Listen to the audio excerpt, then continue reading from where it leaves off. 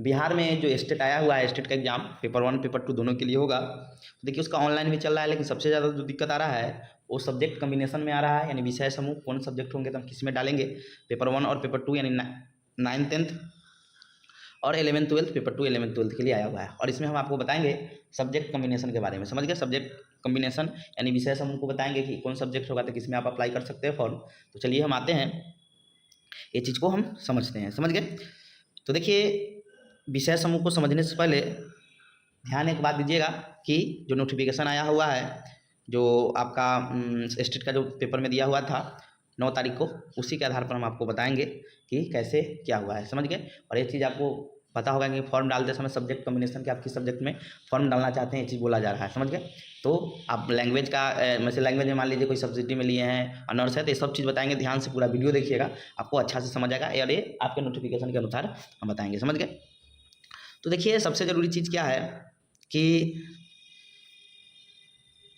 विषय समूह के बारे में सबसे पहले हम लोग देखते हैं तो गणित के बारे में कि 9th ये पेपर 1 का है। समझ गए, ये पेपर 2 का नहीं है, ये पेपर 1 के बारे में हम बता रहे हैं। यानी 9th 10th के जब आप 2 पेपर जब ऑनलाइन कीजिएगा तो वहाँ 2 पेपर। अब पेपर 1 का कौन डाल सकता है, तो याद रखिएगा पेपर में कौन डाल सकते हैं पेपर 1, जो लोग बीएड किए होंगे और जो लोग क्या होंगे कि ग्रेजुएशन, यानी पीजी नहीं होगा, सिर्फ ग्रेजुएशन होगा।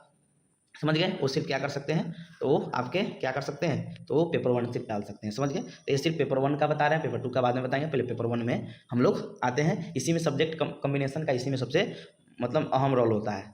समझ गए, तो पेपर 1 का बता रहे हैं, जो लोग पीजी किए होंगे वो पेपर 2 डालते हैं, नहीं जो लोग पीजी किए होंगे पेपर 1 पेपर 2 दोनों डाल सकते हैं। ठीक है, तो सबसे पहले हम लोग देखते हैं सब्जेक्ट कम्बिनेशन के बारे में पेपर 1 का। समझ गए, यानी 9th 10th का। देखिए गणित का शिक्षक कौन बन सकता है, यहाँ स्पष्ट लिखा हुआ स्नातक स्तर पर, लेकिन और चीज़ आप ध्यान दीजिएगा, यहाँ पर नहीं लिखा है कि स्नातक स्तर पर आप गणित पढ़े ही रहिएगा तभी आप गणित के मतलब स्नातक स्तर पर ऑनर्स के रूप में कहने का मतलब हुआ यहाँ पर स्नातक स्तर पर लिखा हुआ है। इसको हम थोड़ा जूम करते हैं तो अच्छा दिखाई देगा आपका कि स्नातक स्तर पर गणित के साथ भौतिकी, इलेक्ट्रॉनिक्स, कंप्यूटर साइंस, रसायन विज्ञान, सांख्यिकी यानी स्टैटिक विषय में से कोई 2 विषय स्नातक स्तर पर पठित हो, अथवा इंजीनियरिंग से स्नातक जिसमें गणित की विशेषज्ञता यानी स्पेशलिस्टी हो। इस क्रम में स्पष्ट किया जाता है कि स्नातक स्तर पर कंप्यूटर साइंस में जो लोग बीसीए की योग्यता को सम्मिलित माना जाएगा, मतलब इसी में यानी जो लोग बीसीए किए होंगे वो भी मतलब मैथ का टीचर बन सकते हैं। अब यहाँ पर एक चीज़ देखिए, अब यहाँ पर मान लीजिए कोई आदमी मैथ्स किए हो, मैथ से ऑनर्स होगा, ग्रेजुएशन किए होंगे, मैथ उनका क्या होगा, ऑनर्स होगा। ठीक है, समझिएगा ध्यान से, मैथ क्या होगा उनका, ऑनर्स होगा। ठीक है, तो सब्सिडी में उनका फिजिक्स केमिस्ट्री होगा या स्टैटिक जो भी लिए, यानी फिजिक्स केमिस्ट्री में से होगा, फिजिक्स केमिस्ट्री मान लेते होगा, तो वो तो एकदम आते हैं मैथ में एकदम आएंगे। लेकिन मान लीजिए कोई आदमी का फिजिक्स ऑनर्स है, ठीक है, अब फिजिक्स ऑनर्स है किसी का, तो केमिस्ट्री उनका होगा सब्सिडी में और मैथ होगा सब्सिडी में। समझ गए, मैथ होगा, या कोई जो केमिस्ट्री ऑनर्स किए होंगे तो यहाँ मैथ होगा और क्या होगा यहाँ पर केमिस्ट्री फिजिक्स होगा। ठीक है, अब देखिए ये तीनों लोग जो है ना, ये तीनों लोग किस में आएंगे, तो मैथ ग्रुप में आएंगे। पूछिए कैसे तीनों आएंगे, तो देखिए यहाँ पर नहीं लिखा है गणित आपका क्या होना चाहिए, ऑनर्स सब्जेक्ट के रूप में। देखिए सब्सिडी से ही आप टीचर बन सकते हैं, आगे बताएंगे। लैंग्वेज में ये चीज़ होता है कि जो लोग सब्सिडी जैसे हिंदी से किए तो हिंदी का टीचर बन सकते हैं, उर्दू का किए होंगे, ऑनर्स आपका कोई हो उससे कोई मतलब नहीं है। समझ गया, तो फिजिक्स से आप ग्रेजुएशन किए हैं, लेकिन मैथ केमिस्ट्री आपका है, केमिस्ट्री से आप मतलब ऑनर्स से ग्रेजुएशन किए हुए हैं तो आपका मैथ फिजिक्स है, या मैथ तो लिए हुए हैं तो फिजिक्स केमिस्ट्री होगा ही। तीनों लोग किस में आएंगे, तो तीनों लोग किस में आएंगे, तो मैथ के यानी गणित के टीचर बनेंगे। इस अथी के विज्ञापन के आधार पर बता रहे हैं, पहले भी ऐसे ही होता था। देखिए पहले भी ऐसा ही होता था, हम पहले का भी हम रखे हुए हैं, पहले का भी नोटिफिकेशन का रखे हैं, देख लीजिए यहाँ पर लिखा है ना कि गणित का टीचर कौन बन सकता है, तो स्नातक स्तर पर। देखिए यहाँ लिखा नहीं है कि अनर, देखिए केवीएस का जो होता है ना वहाँ सब्जेक्ट कॉम्बिनेशन अलग तरीका से बनता है, वहाँ लिखता है कि 3 वर्ष आपका पठित होना चाहिए सब्जेक्ट, तब सब्जेक्ट कॉम्बिनेशन। तो 3 वर्ष मतलब समझ रहे हैं ना, 3 वर्ष सिर्फ हम लोग ऑनर्स सब्जेक्ट ही 3 वर्ष पढ़ते हैं, बाद बाकी 2 वर्ष ही पढ़ते हैं किसको, सब्सिडी को। लेकिन बिहार स्टेट में ऐसा नहीं लिखा है कि आपको ऑनर्स के रूप में होना चाहिए या 3 वर्ष पढ़ा हुआ होना चाहिए। आप समझे कि नहीं समझे, इसलिए सब्सिडी वाले भी सब्जेक्ट इसमें जोड़ा जाता है। समझ गए, तो यहाँ भी लिखा है स्नातक स्तर पर गणित, भौतिकी, रसायन शास्त्र विषय पठित एवं बीएड होना चाहिए, तो आप गणित में कर सकते हैं। फिर लिखा हुआ है कि इंजीनियरिंग के साथ जो लोग आएंगे तो वो इंजीनियरिंग जो लोग किए होंगे तो वो लोग मैथ में आएंगे। समझ गए, तो यहाँ कहने का मतलब क्या हुआ कि जो भी लोग, समझ गए, जो भी लोग क्या होंगे कि गणित ऑनर्स होगा या उनका केमिस्ट्री ऑनर्स होगा या उनका फिजिक्स ऑनर्स होगा। ठीक है तीनों, लेकिन सब्सिडी में मैथ फिजिक्स मतलब मैथ होना चाहिए, फिजिक्स आपका मैथ होगा तो फिजिक्स हो जाएगा। समझ गए, आपका केमिस्ट्री ऑनर्स होगा तो आपका फिजिक्स और मैथ हो जाएगा, और आपका क्या बोलते हैं फिजिक्स ऑनर्स होगा तो केमिस्ट्री और मैथ हो जाएगा। यानी कहने का मतलब क्या हो गया कि वो लोग किस में आएंगे, गणित में आएंगे, यानी फिजिक्स वाले मैथ ऑनर्स और केमिस्ट्री ऑनर्स। समझ गए, लेकिन इसमें याद रखिएगा इसमें केमिस्ट्री और मैथ, इसमें आपका मैथ है तो केमिस्ट्री फिजिक्स हो जाएगा, और केमिस्ट्री है तो आपका फिजिक्स और क्या हो जाएगा, मैथ हो जाएगा। समझ गए? ये चीज़ आप याद रखिएगा, आपका ये चीज़ क्या होना चाहिए, तब आप क्या हो सकते हैं कि गणित टीचर का फॉर्म डाल सकते हैं। ये हो गया गणित विषय का कॉम्बिनेशन, सब्जेक्ट कॉम्बिनेशन, समझे? 11th 12th का अलग बताएंगे, ये 9th 10th का सिर्फ है, यानी पेपर 1 का, पेपर 2 का आगे बताएंगे, समझ गए? अब विज्ञान में कौन आएंगे, तो विज्ञान में वो लोग आएंगे, समझ गए? जैसे मान लीजिए कोई बायोलॉजी लेता है, समझ गए? क्या लेता है? बायोलॉजी लेता है 12th में, और मान लीजिए केमिस्ट्री से क्या किया, ऑनर्स कर लिया, ठीक है? तो वहाँ पर उन लोग को क्या मिलता है, प्राणी विज्ञान यानी जूलॉजी और बॉटनी, उनको क्या मिल गया, उनका सब्सिडी मिल गया, समझ गए?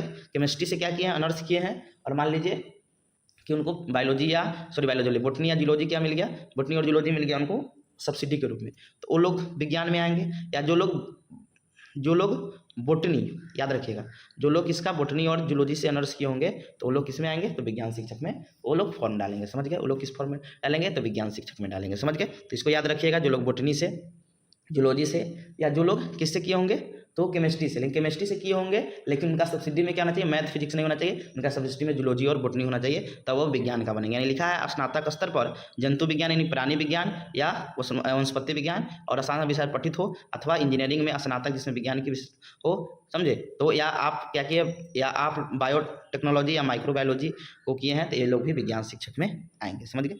ये हो गया आपका गणित का, विज्ञान का, समझ गए? Subject combination. अब आते हैं सामाजिक विज्ञान, सबसे खतरनाक है, समझ गए? सामाजिक विज्ञान का सबसे खतरनाक होता है, क्यों होता है, तो कि इसमें कुछ अलग तरीका से कहा गया है। इसमें तरीका क्या है कि तो या तो पहले तो 2 विषय में से 1 विषय अनिवार्य होना चाहिए, या तो हिस्ट्री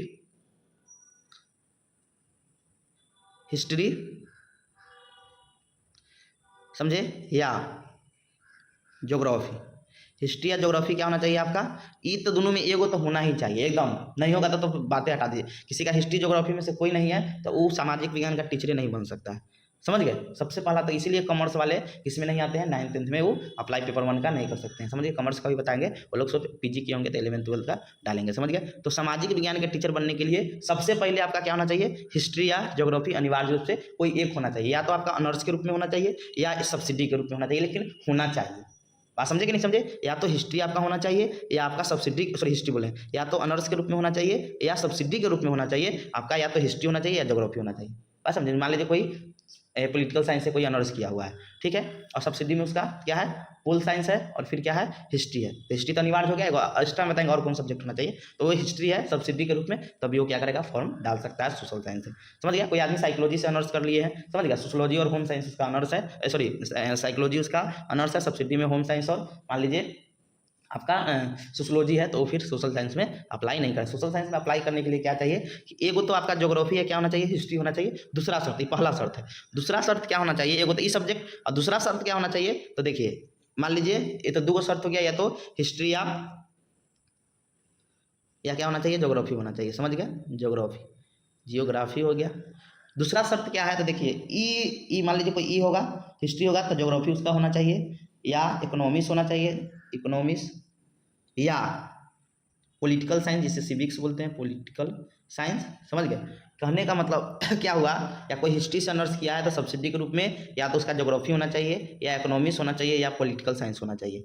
बात समझे कि नहीं समझे? या कोई ज्योग्राफी से किया है तो उसका हिस्ट्री, या मतलब एक को मतलब या तो हिस्ट्री होगा या इकोनॉमिक्स होगा या पॉलिटिकल साइंस होगा, तभी वो सोशल साइंस का। 2 इसका शर्त है, पहला शर्त है कि हिस्ट्री या ज्योग्राफी में से कोई एक होना चाहिए, और दूसरा शर्त है कि हिस्ट्री हो गया तो ज्योग्राफी, इकोनॉमिक्स या पॉलिटिकल साइंस में क्या होना चाहिए, एक सब्जेक्ट होना चाहिए। जो यहाँ पर स्पष्ट लिखा हुआ है कि स्नातक स्तर पर सहायक विषय या प्रतिष्ठा विषय अंतर्गत, समझ गए?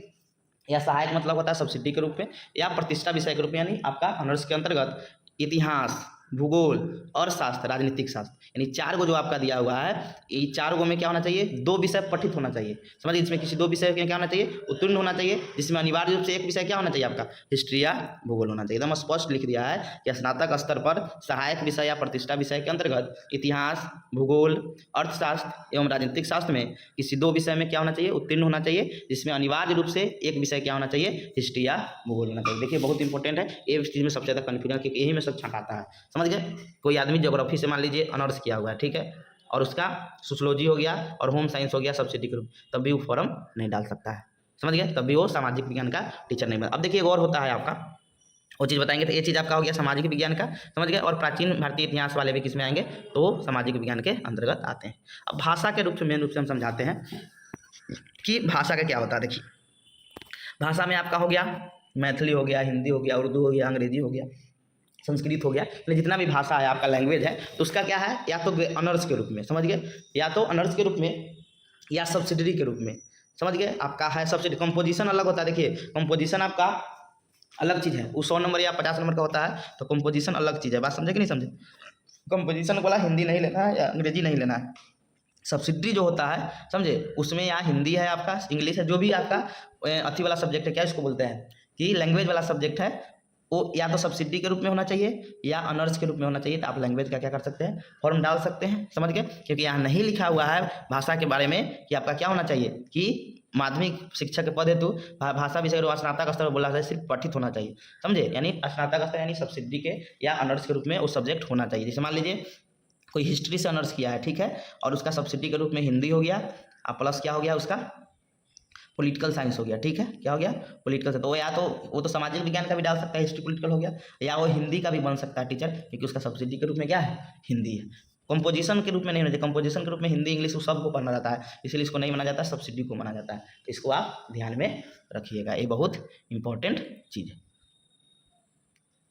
बात समझे कि नहीं समझे। तो ये आपका भाषा के रूप में हो गया। तो कोई भी भाषा हो, या तो ऑनर्स के रूप में हो या सब्सिडी के रूप में हो, आप फॉर्म को डाल सकते हैं भाषा के रूप में, समझ गए। हिंदी से कोई आदमी ऑनर्स किया है तो डालवे करेगा। कोई आदमी मान लीजिए हिस्ट्री से ऑनर्स किया है और उसका इंग्लिश क्या है कि सब्सिडी में है, तब भी वो इंग्लिश का फॉर्म डाल सकता है, इंग्लिश से कर सकता है।